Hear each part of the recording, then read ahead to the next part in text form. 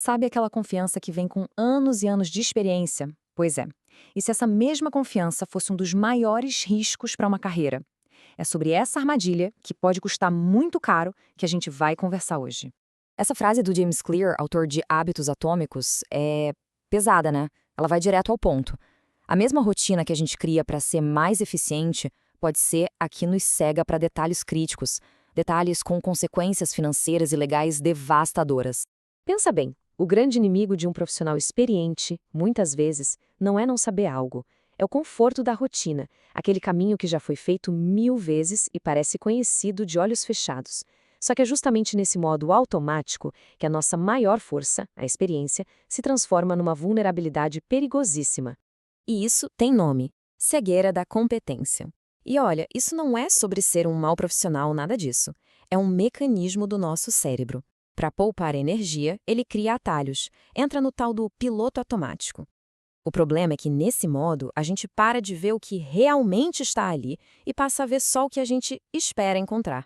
E aí o perigo já está instalado.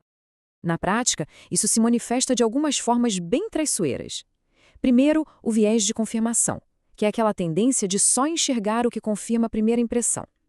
Depois, a visão de túnel, quando se foca tanto na queixa principal que se esquece de olhar para o lado.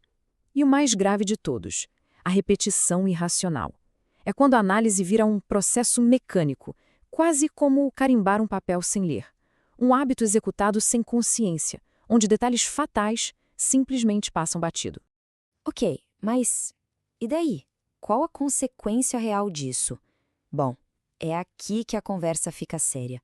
Porque um detalhe perdido por causa dessa cegueira não é só um errinho. Ele é o estopim de um desastre. E eu tô falando de prejuízo financeiro pesado, processo nas costas e, sim, o risco real de manchar uma carreira inteira. Para isso ficar bem claro, vamos imaginar um cenário super comum. Chega um caso de reabilitação estética. Algo que para um profissional experiente é, vamos dizer, o pão com manteiga do dia a dia, certo? Um procedimento de rotina. Então, o profissional, já no piloto automático, segue o script de sempre. Pede a radiografia 2D, dá aquela olhada, parece tudo ok, pede uma análise 3D, passa o olho rapidinho, focado só ali na área de interesse e pronto. Sinal verde. O plano está confirmado. Só que tinha um problema. Um problema sério escondido bem ali. Uma reabsorção externa crítica. Uma condição que não aparece no 2D e que na análise superficial do 3D passou totalmente despercebida. E esse detalhe, bom, esse detalhe mudava tudo. Ele simplesmente inviabilizava o tratamento inteiro. O resultado, meses depois, falha total do tratamento. Prejuízo financeiro gigantesco e, para piorar, um processo por negligência técnica batendo na porta.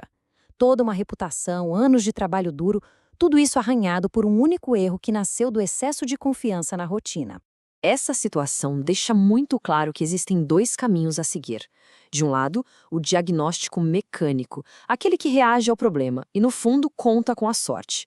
Do outro, uma técnica consciente que se antecipa e busca segurança. A escolha entre um e outro é basicamente a escolha entre arriscar a carreira todo dia ou ter controle sobre os resultados. Dá uma olhada nessa comparação. É gritante. O diagnóstico mecânico é reativo. A visão é fragmentada, trata um osso, não um paciente. O risco? Altíssimo, abrindo a porta para erros por negligência. O resultado, quando dá certo, é só bom o suficiente. Agora, o diagnóstico consciente, a abordagem é proativa, a visão é integral, o risco é baixo porque a previsibilidade é alta e o resultado não é ok, é excelência clínica. A diferença é brutal. Beleza, então como se desliga esse piloto automático? A resposta não é só prestar mais atenção.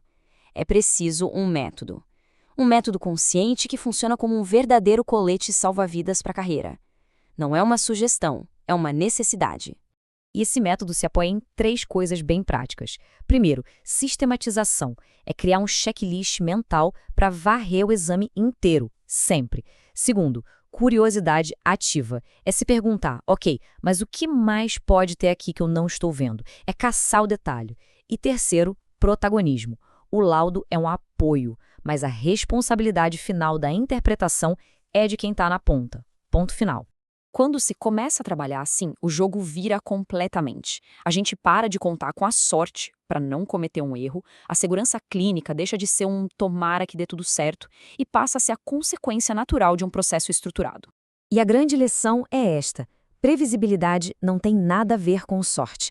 Ter resultados consistentes, evitar falhas que levam a processos, isso não é intuição ou dom, é método.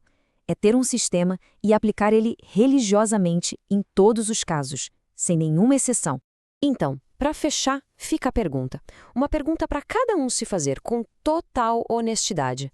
A rotina que se segue hoje, ela é um método de verdade que protege a prática? Ou é mais uma aposta arriscada, um jogo diário onde a carreira e o patrimônio estão na mesa? Porque, no fim das contas, a resposta pode definir os próximos anos da vida profissional.